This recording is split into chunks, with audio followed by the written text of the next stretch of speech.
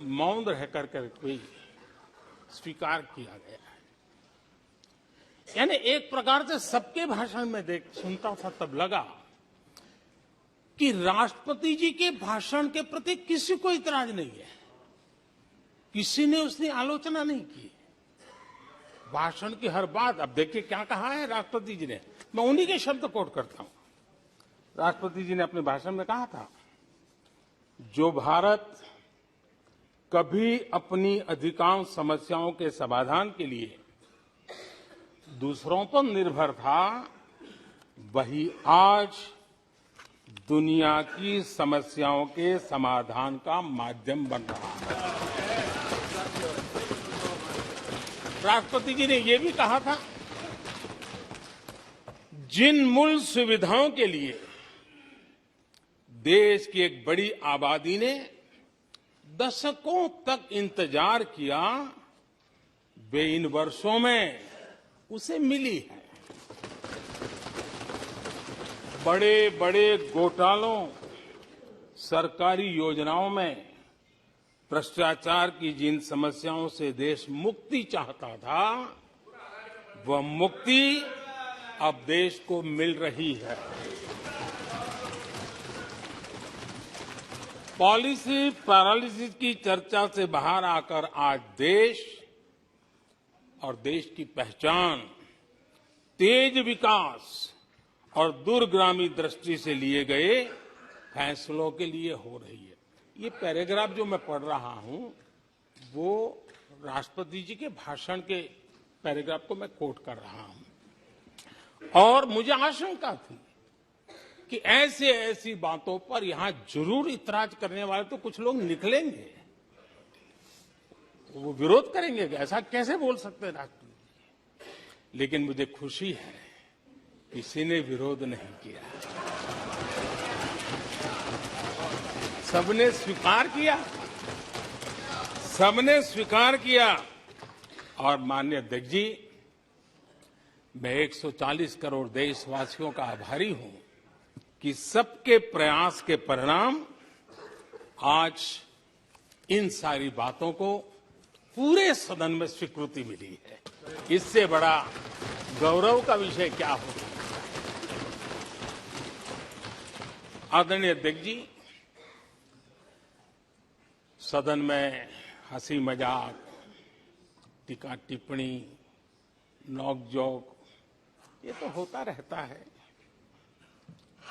लेकिन ये नहीं भूलना चाहिए कि आज राष्ट्र के रूप में गौरवपूर्ण अवसर हमारे सामने खड़े हैं। गौरव के क्षण हम जी रहे हैं।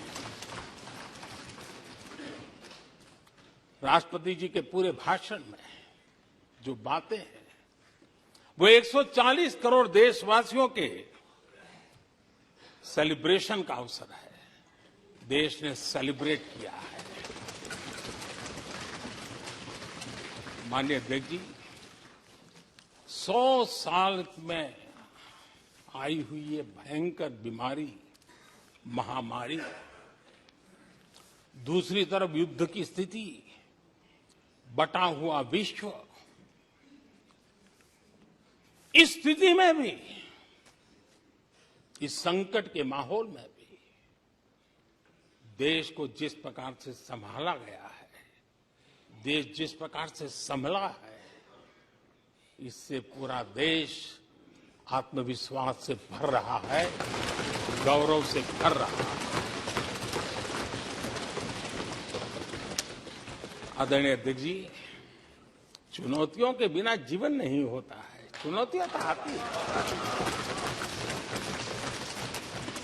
लेकिन चुनौतियों से ज्यादा सामर्थ्यवान है 140 करोड़ देशवासियों का जज्बा।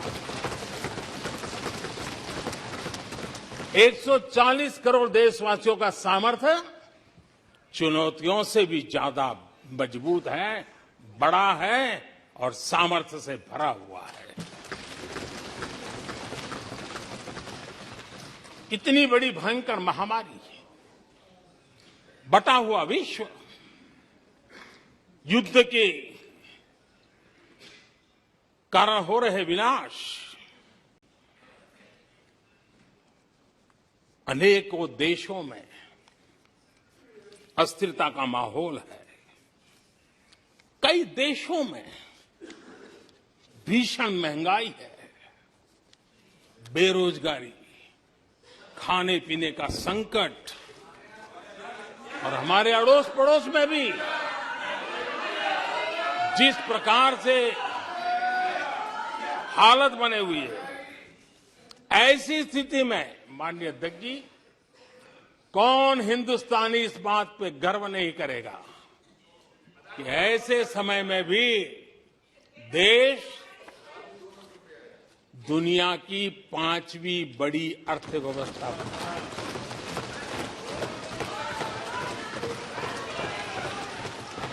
आज पूरे विश्व में भारत को लेकर के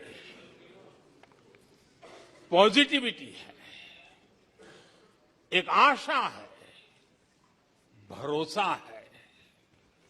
और माननीय अध्यक्ष जी, ये भी खुशी की बात है कि आज भारत को विश्व के समृद्ध देश ऐसे G20 समूह की अध्यक्षता का अवसर भी मिला। ये देश के लिए गर्व की बात है। ये देश के लिए गर्व की बात है।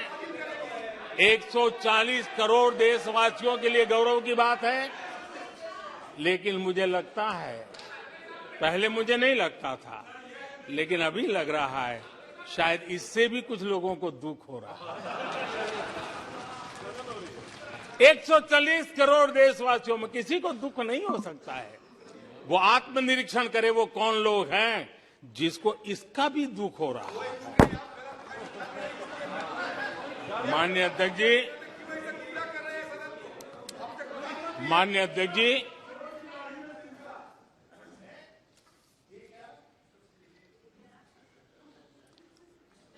आज दुनिया की हर विश्वसनीय संस्था, सारे एक्सपर्ट्स जो वैश्विक प्रवाहों को बहुत गहराई से अध्ययन करते हैं, जो भविष्य का अच्छे से अनुमान भी लगा सकते हैं, उन सबको आज भारत के प्रति बहुत आशा है, विश्वास है और बहुत एक मात्रा में उमंग भी है। और आखिर ये सब क्यों? ऐसे ही तो नहीं है। आज पूरी दुनिया भारत की तरफ इस प्रकार से बड़ी आशा की नजरों से क्यों देख रही है? इसके पीछे कारण है। इसका उत्तर छिपा है भारत में आई स्थिरता में, भारत की वैश्विक साख में, भारत के बढ़ते सामर्थ्य में और भारत में बन रही नई संभावनाओं में। माननीय अध्यक्ष जी, हमारी रोजमर्रा की जिंदगी में जो बातें हो रही है, उसी को मैं अगर शब्दबद्ध करूं और कुछ बातें उदाहरण से समझाने की कोशिश करूं। अब आप देखिए,